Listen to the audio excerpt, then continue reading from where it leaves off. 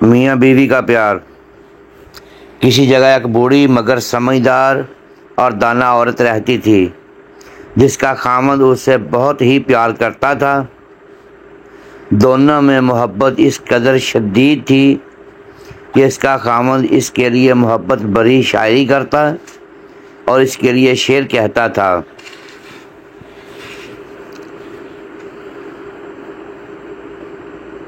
عمر جتنی زیادہ ہو رہی تھی، باہمی محبت اور خوشی اتنی ہی زیادہ بڑھ رہی تھی۔ جب اس عورت سے اس کی دائمی محبت اور خوشیوں بھری زندگی کا راز پوچھا گیا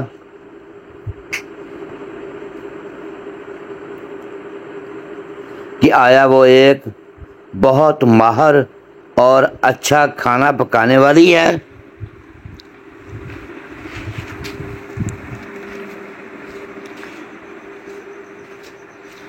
یا وہ بہت ہی حسین و جمیل اور خوبصورت ہے،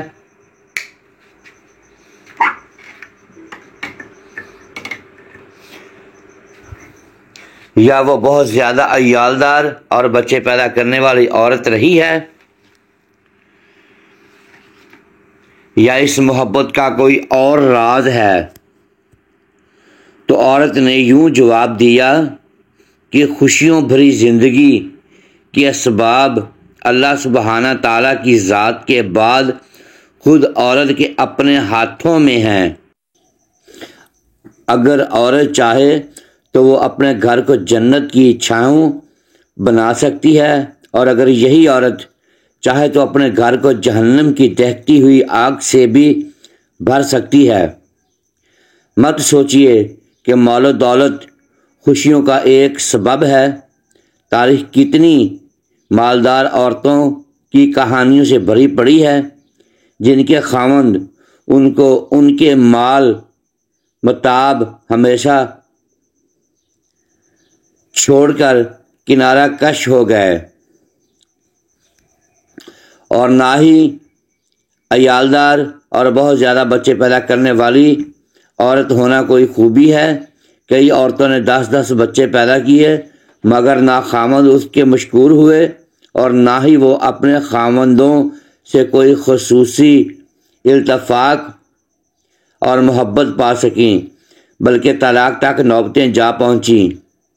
اچھے کھانا پکانا بھی کوئی خوبی نہیں ہے۔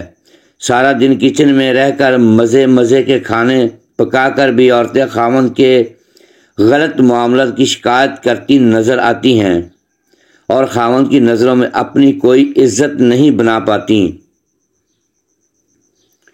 تو پھر آپ ہی بتا دیں اس پرسعادت اور خوشیوں بھری زندگی کا کیا راز ہے، اور آپ اپنے اور خاوند کے درمیان پیش آنے والے مسائل اور مشاکل سے کس طرح نپٹا کرتی تھیں۔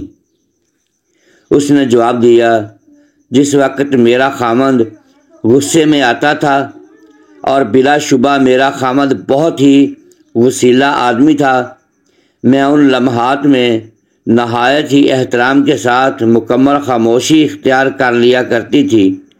یہاں ایک بات واضح کر دوں کہ احترام کے ساتھ خاموشی کا یہ مطلب ہے کہ آنکھوں سے حقارت اور نفرت نہ جھلک رہی ہو اور نہ ہی مذاق اور سخریہ پن دکھائی دے رہا ہو۔ آدمی بہت عقل مند ہوتا ہے، ایسی صورتحال اور ایسے معاملے کو بھانپ لیا کرتا ہے۔ اچھا، تو آپ ایسی صورتحال میں کمرے سے باہر کیوں نہیں چلی جایا کرتی تھیں؟ اس نے کہا، خبردار ایسی حرکت مت کرنا، اس سے تو ایسا لگے گا کہ تم اس سے فرار چاہتی ہو اور اس کا نقطہ نظر نہیں جاننا چاہتی۔ خاموشی تو ضرور ہے ہی، اس کے ساتھ ساتھ خاوند جو کچھ کہے اسے نہ صرف یہ کہہ کر سننا بلکہ اس کے کہے سے اتفاق کرنا بھی اتنا ہی اشد ضروری ہے۔ میرا خاوند جب اپنی باتیں پوری کر لیتا تو میں کمرے سے باہر چلی جایا کرتی تھی، کیونکہ اس ساری چیخو پکار اور شور و شرابے والی گفتگو کے بعد میں سمجھتی تھی کہ اسے آرام کی ضرورت ہوتی تھی۔ کمرے سے باہر نکل کر میں اپنے روزمرہ کے گھریلو کام کاج میں مشغول ہو جاتی تھی، بچوں کے کام کرتی، کھانا پکانے اور کپڑے دھونے میں وقت گزارتی اور اپنے دماغ کو اس جنگ سے دور بھگانے کی کوشش کرتی جو میرے خاوند نے میرے ساتھ کی تھی۔ تو آپ اس ماحول میں کیا کرتی تھیں؟ کئی دنوں کے لیے لا تعلقی اختیار کر لینا اور خاوند سے ہفتہ 10 دن کے لیے بول چال چھوڑ دینا وغیرہ۔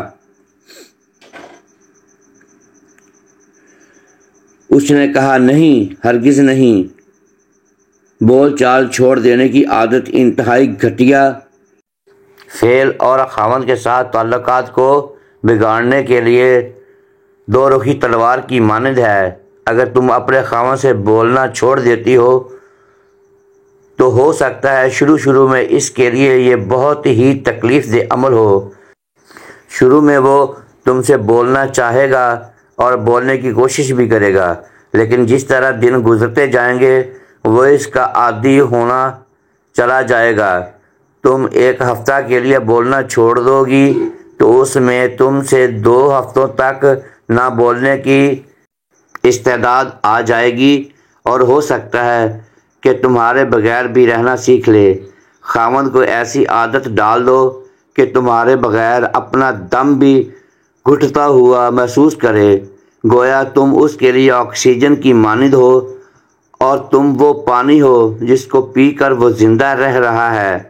اگر ہوا بڑھنا ہے تو ٹھنڈی اور لطیف ہو تاکہ گرد و آلود سے تیز آندھی۔ اس کے بعد آپ کیا کرتی تھیں؟ اس عورت نے کہا، میں 2 گھنٹوں کے بعد یا 2 سے کچھ زیادہ گھنٹوں کے بعد جوس کا ایک گلاس یا پھر گرم چائے کا ایک کپ بنا کر اس کے پاس جاتی اور اسے نہایت ہی سلیقے سے کہتی، لیجئے چائے پیجئے۔ مجھے یقین ہوتا تھا کہ وہ اس لمحے اس چائے یا جوس کا متمنی ہوتا تھا۔ میرا یہ عمل اور اپنے خاوند کے ساتھ گفتگو اس طرح ہوتی تھی کہ گویا ہمارے درمیان کوئی غصے یا لڑائی والی بات ہوئی ہی نہیں، جبکہ اب میرا خاوند ہی مجھ سے اصرار کر کے بار بار پوچھتا تھا کہ کیا میں اس سے ناراض تو نہیں ہوں، جبکہ میرا ہر بار اس سے یہی جواب ہوتا تھا کہ نہیں، میں ہرگز ناراض نہیں ہوں۔ اس کے بعد وہ ہمیشہ اپنے درست رویے کی معذرت کرتا تھا اور مجھ سے گھنٹوں پیار بھری باتیں کرتا تھا۔ تو کیا آپ اس کی ان پیار بھری باتوں پر یقین کر لیتی تھی؟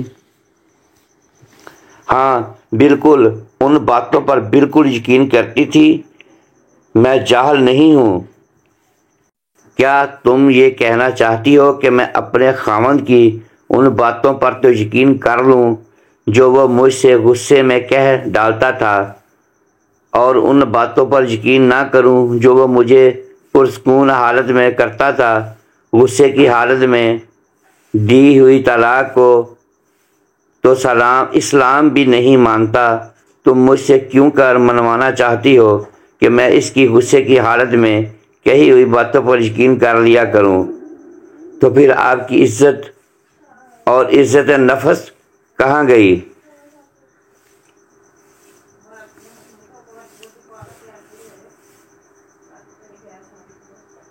کاہے کی عزت اور کون سی عزت؟ اے نفس، کیا عزت اس کا نام ہے؟ تم غصے میں آئے ہوئے ایک شخص کی تلخ و ترش باتوں پر تو یقین کر کے اسے اپنی عزت نفس کا مسئلہ بنا لو، مگر اس کی ان باتوں کی کوئی اہمیت نہ دو جو وہ تمہیں پیار بھرے اور پرسکون ماحول میں کہہ رہا ہے۔ میں فوراً ہی ان غصے کی حالت میں دی ہوئی گالیوں اور تلخ و ترش باتوں کو بھلا کر ان کی محبت بھری اور مفید باتوں کو غور سے سنتی تھی۔